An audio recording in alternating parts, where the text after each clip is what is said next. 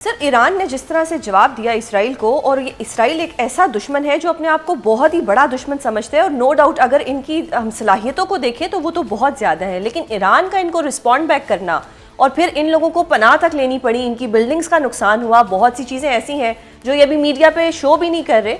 आप किस तरह से देखते हैं ईरान की जवाबी कार्रवाई को? बहुत शुक्रिया सुजैन आपका और आपके चैनल का मुझे इनवाइट करने का। देखिए ये बहुत सारे मुल्कों को सरप्राइज हुआ होगा, खासतौर पर इसराइल को बहुत ही ज्यादा सरप्राइज हुआ होगा, बिकॉज वो समझ रहे थे कि ये जितना मैसिव अटैक करेंगे शायद एक या दो रातों के अंदर ही वो ओवर पावर कर लेंगे ईरान को या अपनी टर्म्स पर लाने पर मजबूर कर देंगे। और मैं 2 दिन से जब चैनल से मुझे इन्वाइट किया था तो मैं उनसे यही कह रहा था कि ईरान के पास सिर्फ एक ही ऑप्शन है, बिकॉज उनकी एयरफोर्स इतनी स्ट्रांग नहीं है, कोई कंपैरिजन ही कोई नहीं है इसराइली एयरफोर्स के साथ। लैंड फोर्सेस जाहिर है ऑपरेटिव नहीं हो सकती, बहुत दूर है। नेवल फोर्सेस के लिए बड़ा मुश्किल है, इतना रीच आउट करना। सिर्फ एक ही उनके पास फोर्स थी और वो थी सरफेस टू सरफेस मिसाइल, ये बैलिस्टिक मिसाइल जो उन्होंने कल किया है। और देखिए ये टर्म्स जो जब भी सीज फायर होनी थी, अगर ये सीज फायर 2 दिन पहले हो जाती, तो जब बहुत ज्यादा हिट हुआ था ईरान, स्पेशली उनकी लीडरशिप आप देखिए, पॉलिटिकल लीडरशिप जो पासदारान इनकलाब हैं, उनके आर्मी चीफ्स और दूसरे लीडर्स गए, उनको हिट किया गया और सबसे बड़े उनके 9 न्यूक्लियर साइंटिस्ट को टारगेट किया गया। उस वक्त ईरान बहुत डिफेंसिव पोजीशन में था। किसी भी मुल्क में जब आप इंस्टीट्यूशनलाइज्ड ट्रांसफर ऑफ पावर नहीं होती, जो इस सूरत में नहीं हुई, जाहिर है नए लीडर्स चुने गए, फौरी तौर पर उनको हैंड ओवर की गई कमांड, तो ये बहुत बड़ा एक क्राइसिस होता है, लीडरशिप डायलेमा हो जाता है। ईरान ने सिर्फ 24 घंटे से भी कम वक्त में इसको ओवरकम किया है। दुनिया ये तवक्को नहीं कर रही थी, ऐसा लग रहा था कि ईरान शायद कुछ स्टेबलाइज करने में, अपने आप को रीबैलेंस गेन करने में शायद 1 2 3 4 दिन शायद ले सकता है, लेकिन उन्होंने बहुत जल्दी बैलेंस किया, क्योंकि उनकी ट्रैक रिकॉर्ड वो एक मुल्क नहीं है बल्कि एक तहजीब है, और बहुत सालों से इतनी बहुत पुरानी एक एम्पायर है दुनिया में, हजारों साल से। तो वो उन्होंने बड़ा जल्दी कम बैक किया। तो अब ये जो कम बैक किया, जी, इसका जाहिर है असर इसराइल पर 2 फ्रंट पर हुआ है। एक तो उनकी पॉलिटिकल लीडरशिप को बहुत इम्बैलेंस हुई, वो बिकॉज एक्सपेक्ट नहीं कर रहे थे, और दूसरा एक फ्रंट पर हुआ, वो इसराइली जो लोग, कॉमन मैन है, वो बिल्कुल कभी तवक्को नहीं कर रहे थे, क्योंकि इसराइल के जो लोग हैं वो इस तरह के ऑफेंस या इनसिक्योरिटी और खौफ में रहने के आदी नहीं है। वो आदत है उनको, इसराइल की फौज को, कि जाकर अपने मुल्क से बाहर ऐसे ऐसे सर्जिकल स्ट्राइक ऑपरेशंस करे, प्रोहिबिटिव स्ट्राइक्स करे, या इतनी पनिशमेंट दे और एलिमिनेट करे वहां की लीडरशिप को, और बाद में उनको सरेंडर करने पर या कॉम्प्रोमाइज करने पर इस हद तक मजबूर कर दे। तो इसराइल के लोगों ने तो ये देखा ही नहीं था कि जब बॉम्ब किसी के अपने सर पर गिरते हैं तो वो कैसा महसूस होता है, कैसा खौफ होता है, तो सर बंकर में जाना कैसा लगता इसके है। बाद इसराइल क्या दोबारा से ये हरकत करेगा? क्योंकि अब तो शायद उसकी ईगो का मसला भी हो गया, और वो खुद को इतना पावरफुल समझता है कि अगर उसने बदले में अब कोई जवाब ना दिया तो फिर तो सारे मुसलमान ममालिक के ऊपर उसका जो एक रोब उसने जमाया हुआ है वो तो खत्म हो जाएगा। देखिए जो जोग्राफियाई लिहाज से अगर आप देखें ना, तो ईरान का जोग्राफिया 70 गुना इसराइल से ज्यादा है।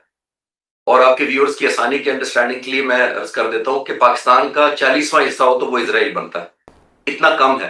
केपीके के 4 हिस्से करें तो इसराइल बनता है। तो मैं ये कहना चाह रहा हूं कि इसराइल के खिलाफ हिट करना ईरान को रिलेटिवली आसान है, क्योंकि जोग्राफिया बड़ा लिमिटेड है। जो 150 मिसाइल उन्होंने मारे ईरान ने इसराइल पर, वो ऑलमोस्ट पूरा इसराइल देखिए, पूरी शहर जलता रहा, इनसिक्योरिटी रही। तो टारगेटिंग स्ट्रैटेजी इसराइल के खिलाफ ईरान की निस्बत आसान है, लेकिन क्योंकि पीछे माइट बहुत बड़ी है, इसराइल के पीछे सुपर पावर्स है, पूरा वेस्ट खड़ा है, टेक्नोलॉजी एट द बेस्ट है, उसके बावजूद अब उस पर, ये आपने बिल्कुल ठीक पॉइंट आउट किया कि उस पर एक ऑब्लिगेटरी भी है, एक मॉरल प्रेशर भी है, और पब्लिक प्रेशर भी बहुत ज्यादा है उस पर, कि वो कुछ ना कुछ हिट बैक करे। बिकॉज आप ध्यान में रखिएगा कि पिछले 75 सालों से जब से इसराइल बना है, अमेरिका ने उसको मिलिट्री हार्डवेयर और वेपन्स 260 बिलियन डॉलर के बराबर दिए हैं। बिल्कुल। और ये इमदाद पूरी दुनिया की अगर इमदाद जो अमेरिका ने दी है वो मिला ले तो उससे डबल बनती है। अगर इकट्ठी एक तरफ हो, और सिर्फ इसराइल को जो वेपन्स दिए गए हैं 260 बिलियन, वो डबल है। अगर इतने ज्यादा वेपन्स दिए गए हैं और इतनी खुली छूट है उनको वेपन्स खरीदने की, तो जाहिर प्रेशर लोगों का भी माउंट होगा। अना भी है जो आप कह रही हैं कि ईगो प्रेशर होता है बहुत ज्यादा एक मुल्क के ऊपर, तो वो हिट बैक तो जरूर करेगा। लेकिन अब जो फर्क पड़ा है पहले दिन से और आज के दिन में, उसकी हर स्ट्राइक के साथ इसराइल की एक प्राइस टैग अटैच हो गई है, यानी एक प्राइस टैग है उसके साथ। अगर वो हिट बैक करेंगे तो आपने देखा उनके हाइफा में किया, उनके ग्रिड स्टेशन को किया, उनके गैस स्टेशन को किया, उनके एयर बेसिस बंद है इस वक्त, उनकी हवाई एयरलाइन सारी बंद है, उनकी एयर ट्रैफिक रुकी हुई है। तो इसराइल को बहुत बड़ी हिट लगी है। जो मैं प्राइस टैग कह रहा हूँ वो इस शक्ल में इसराइल को देना पड़ रहा है। सही। अब उसको रियलाइज हुआ है शायद, और आपने नोट किया होगा कि सब बड़े leaders, international leaders including American president की एक टोन चेंज हो गई है। और ये बिल्कुल ऐसा ही हुआ जैसे हिंदुस्तान और पाकिस्तान के मामले में हुआ था। और अगर आपने अभी अभी टीवी देखा हो तो कोई 5 मिनट पहले अमेरिकन प्रेसिडेंट कह रहे थे कि इसराइल और ईरान के दरमियान डील वैसे ही हो जानी चाहिए जिस तरह इंडिया और पाकिस्तान के दरमियान हुई थी। इंडिया और पाकिस्तान के दरमियान कैसे हुई थी? क्योंकि 10 तारीख, मई की 10 तारीख को पाकिस्तान ने जो पंच दिया था, उससे ये सीज फायर हुई थी। आप हमेशा दुनिया में आप नेगोशिएशन टेबल पर एडवांटेज पोजीशन में उस तरह बैठते हैं जब दोनों एक न्यूट्रलाइज ग्राउंड पर या न्यूट्रलाइज लेवल पर एस्केलेशन पर खत्म करें। अगर जैसे मैंने अर्ज किया कि अगर पहले दिन जंग बंद हो जाती तो ईरान की बहुत डिसएडवांटेज पोजीशन थी, दुरुस्त। अभी वो बहुत बेहतर है। सो सम टाइम मैं as a student of strategy, as a fighter pilot नहीं कह रहा, मैं ये कह रहा हूँ एज अ सिंपल अंडरस्टैंडिंग के लिए कि ईरान को एस्केलेट करना जरूरी है टू डी एस्केलेट। बिल्कुल। जी। जी सर, अब मैं ये जानना चाहती हूँ कि इसराइल तो बड़ा एक दावा करता है कि जी उनका जो एयर डिफेंस सिस्टम है वो बड़ा ही कमाल का है। जिस तरह से ईरान ने हमला किया वो ईरान का ये नहीं था कि जिस तरह पाकिस्तान और इंडिया साथ साथ हैं तो जी साथ वाले घर पे बम फेंक दिया। ईरान के जो मिसाइल्स थे, जाहिर बात है वो पहले इराक से गुजरे होंगे, फिर उर्दन से गुजरे होंगे, फिर इसराइल गए होंगे। तो ये कहना तो दुरुस्त होगा कि जो ईरानी मिसाइल्स थे वो बहुत ही कोई अच्छी टेक्नोलॉजी के थे कि इन लोगों को टाइम ही नहीं मिल सका कि उनको इंटरसेप्ट करें। ये आपने बड़ा अच्छा ऑब्जर्वेशन की है कि देखिए, जब वेपन्स या जो भी जहाज, 200 जहाज पहले दिन जो इसराइल से टेक ऑफ किए थे, ईरान पहुंचे थे, वो जॉर्डन और इराक के रास्ते पहुंचे थे। ये तकरीबन 2000 से 2200 किलोमीटर सफर है वन बिल्कुल। वे। और वेपन्स कैरी कर रहे थे, ये भी देखिए बहुत लोड उठाया हुआ था। तो 4000 4500 किलोमीटर जाना बगैर ए टू ए रिफ्यूलिंग के उन जहाजों के लिए मुमकिन नहीं था। जिसका मतलब ये है कि इसराइल के पास तो सिर्फ 6 टैंकर्स हैं, ए टू ए रिफ्यूलर्स हैं। यस। 200 जहाजों को तो वो रिफ्यूल नहीं कर सकते। इसका मतलब है कि बहुत ज्यादा उसको दूसरे जहाजों की, air to air refueler tanker की, दूसरे किसी मुल्क ने मदद की। एग्जैक्टली। जबकि एयर स्पेस भी देखिए, जॉर्डन, अनफॉर्चुनेटली जॉर्डन और इराक ने कोई मजामत नहीं की उन 200 जहाजों के आते वक्त भी और जाते वक्त भी। जबकि ईरान को बहुत बड़ा डिसएडवांटेज है, वही एयर स्पेस जो इसराइल खुले तौर पे इस्तेमाल कर रहा है, वो जाते हुए ना सिर्फ इराक और स्पेशली जॉर्डन शूट डाउन कर रहा है, क्योंकि वहां मोस्टली वेपन्स कंट्रोल हो रहे हैं या एयर डिफेंस कंट्रोल हो रहा है वेस्टर्न टेक्नोलॉजी या अमेरिकन से। और वहां से उनको रेजिस्टेंस बहुत ज्यादा ईरानी मिसाइलों को मिल रही है। आप एक एयरक्राफ्ट कैरियर की मौजूदगी को भी इनटू अकाउंट जरूर कर लें, जहां से जो समुद्र में है, लेकिन वो क्लोज प्रॉक्सिमिटी में हर उस मिसाइल को जो ईरान से फायर होता है उसको भी टारगेट करने की पोजीशन में है। तो ये मल्टी डायमेंशनल उसको रेजिस्टेंस मिलती है। और फिर इराक के पास अपने 4 लेयर्स हैं डिफेंस के, जिसका हम आयरन डोम बात कर रहे हैं, वो एक है उनमें से। तो 4 लेयर्स को उन्होंने पेनिट्रेट करके इतनी वाइटल इंस्टॉलेशन जाकर हिट किया है।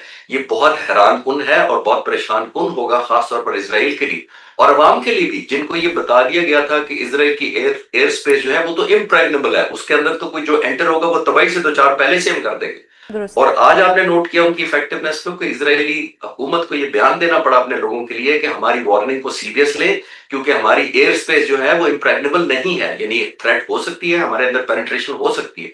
तो ये न्यू नॉर्मल अब ईरान ने इसराइल के खिलाफ कर दिया। जैसे मैंने कहा कि एस्केलेट किया है, और अब डी एस्केलेट करना अब ऑब्लिगेटरी ज्यादा मुझे इसराइल की तरफ लग रहा है, कि उनको परेशानी है कि हमारे लोग तो इस तरह के आदी नहीं थे इस तरह की हिट बैक लेने। दुरुस्त सर, अभी जो मैं रिपोर्ट्स वगैरह टीवी पे देख रही हूँ उससे तो एक तासुर ये भी आता है कि ईरान के पास ज़ेर ज़मीन एक मिसाइल सिटी है।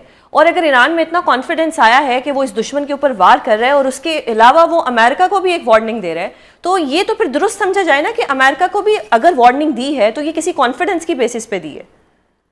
देखिए, हमें ये ज़हन में रखना चाहिए कि जब इस तरह की वॉर होती है तो साइ ऑपरेशंस भी होते हैं, साइकोलॉजिकल वॉरफेयर भी शुरू हो जाती है, जिसके अंदर आप एक दूसरे को इस हद तक या आपके लोगों को खासतौर पर डीमोरलाइज करते हैं, उनकी आवाम को करते हैं, उनकी पॉलिटिकल लीडरशिप को मेंटली हिट करते हैं, यानी आपकी जो विल टू फाइट होती है उसको डैमेज करते हैं। और ये उसका भी हिस्सा हो सकता है। मुझे नहीं लगता कि अगर as a student of strategy, मैं बिल्कुल नहीं रिकमेंड करूंगा अगर मैं ऑप्शन में हूं किसी डिसीजन मेकिंग के, कि इसराइल के अलावा किसी और को इस वक्त ईरान को इंगेज करने की जरूरत है। मिलिटरीली मैं बात कर रहा हूँ, नहीं इंगेज करना चाहिए, बिकॉज इसराइल ही को अगर वो सबक सिखा दे तो वो इनडायरेक्टली अमेरिका को भी सबक पहुंच रहा है। जरूरी नहीं कि आप मिलिट्री बेस किसी अमेरिकन बेस को या इंस्टॉलेशन को हिट करेंगे तो मैसेज आएगा। इस वक्त जितनी बीटिंग हो रही है इसराइल की, वो इनडायरेक्टली मैसेज अमेरिका को जा रहा है।